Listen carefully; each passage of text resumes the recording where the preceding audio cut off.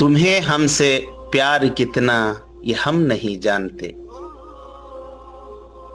पिछले दिनों वजीर आजम नरेंद्र मोदी ने हिंदुस्तान को दहशतगर्दी से पाक करने के लिए हिंदुस्तान के चंद उलमा-नुमा शख्सियात को लेकर खुसूसी बैठक की और ऐलान किया कि हिंदुस्तान में सूफीज्म की तालीमात को आम करने से ही दहशतगर्दी का खात्मा हो सकता है। सूफीज्म इस्लामी तालीमात पर चलने वाले लोगों का एक नजरिया है, लेकिन इसकी बुनियाद इस्लाम ही है।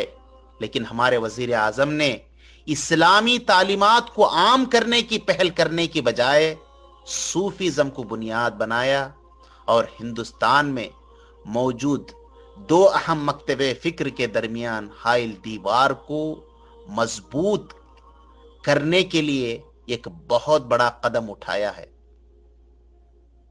हिंदुस्तान में बरेलवियत और देवबंदियत पर मुश्तमिल मुख्तलिफ गिरोह हैं, जिनमें अब तक शरई एतबार से एतराजात थे, लेकिन बीजेपी हुकूमत की मेहरबानी है कि उन्होंने इन दोनों गिरोहों में मजबूत दुश्मनी पैदा करने के लिए जो कोशिश की है, इसमें काफी हद तक कामयाबी हासिल की है। बीजेपी के सरगर्म नेता सुब्रमण्यम स्वामी ने कुछ दिन कबल अपने एक इंटरव्यू में कहा था कि अगर मुसलमानों को इस मुल्क में तोड़ना है तो सिर्फ और सिर्फ आपस में लड़ाना है और देवबंदियत और बरेलवियत को बुनियाद बनाना है। सुब्रमण्यम स्वामी का यह बयान शुरू में हो तो एक मजाक ही लग रहा था, लेकिन मुसलमानों में ही मौजूद चंद लोग जो गद्दारों का काम करते आ रहे हैं, उन्होंने सुब्रमण्यम स्वामी के ख्यालात को अमली जामा पहनाने के लिए बड़ी दिलचस्पी दिखाई है, जिसकी वजह से आज मुल्क में एक ऐसी तशवीशनाक हालत पैदा हो गई है कि मुसलमान तजब्जुब का शिकार हो गए हैं।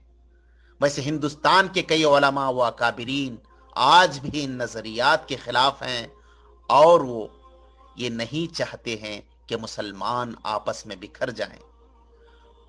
भले ही इनमें शरई व मसलकी इख्तलाफात हों, जब बात कलिमा तैयबा पढ़ने वालों की आती है तो वो हर कोई यही चाहता है कि मुसलमान कलमे की बुनियाद पर ही मुत्तहिद हो जाएं, भले ही वो मुजाहिरा दिखावे के लिए ही क्यों न हो। अब तक दहशतगर्दी मुखालिफत के ताल्लुक से उलमाए देवबंद की पहल हुआ करती थी। जमायत उलमा हिंद, जमायत इस्लाम हिंद और जमायत अहले हदीस अक्सर ऐसे मामलात में सीना ठोक कर हुकूमतों की मुखालिफत किया करते थे, जिसकी वजह से कई दफा हुकूमतों को मुसलमानों के सामने घुटने टेकने पड़े। आज मुसलमानों को बहुत सारे मसाइल के साथ बड़ा चैलेंज का सामना है, वो है बाहमी इत्तेहाद की कमी। ये खुदा, एक रसूल, एक किताब और एक उम्मत है, लेकिन हमारे दरमियान एक साजिश के तहत जो दरारें पैदा की जा रही हैं वो यकीनन नाकाबिले कबूल हैं। गौरतलब बात यह है कि मुसलमानों के दरमियान इंतशार पैदा करने का सिलसिला आज से नहीं बल्कि 1920 से जारी है, जिसमें बाकायदा मुसलमानों को एक दूसरे के दरमियान लड़ाने के लिए साजिशें रची गई हैं।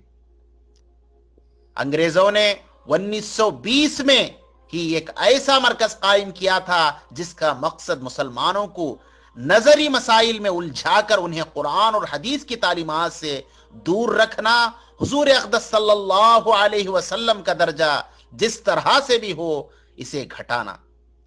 इसलिए अंग्रेज ने 1920 में तौहीन रिसालत की एक किताब लिखवाई गई थी।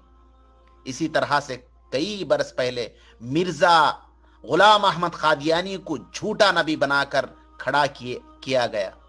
आज यही उसूल हिंदुस्तान में हमारे वजीर आजम वो बीजेपी अपना रही है।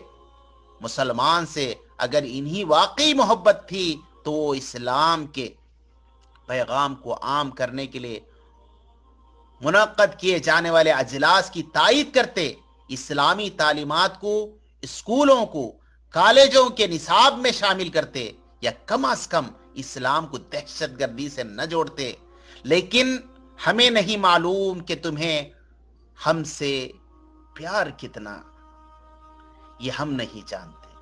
اگر اتنا ہی پیار ہے تو مودی جی گجرات میں سرے عام مسلمانوں کا قتل نہ کرواتے اور اپنے گناہوں پر افسوس کرنے کی بجائے اپنے بیانات میں اس کی تائید نہ کرتے۔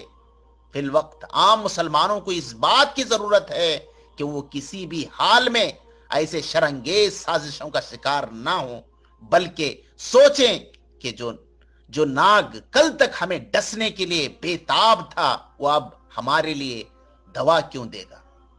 اس سلسلے میں باہوش مسلم علماء کو عوامی بیداری لانے کی بے حد ضرورت ہے، ورنہ مسلمان تنکوں کی طرح بکھر جائیں گے۔ از قلم Mudassir Ahmed, editor in chief, آج کا انقلاب، شیوموگا، کرناٹک۔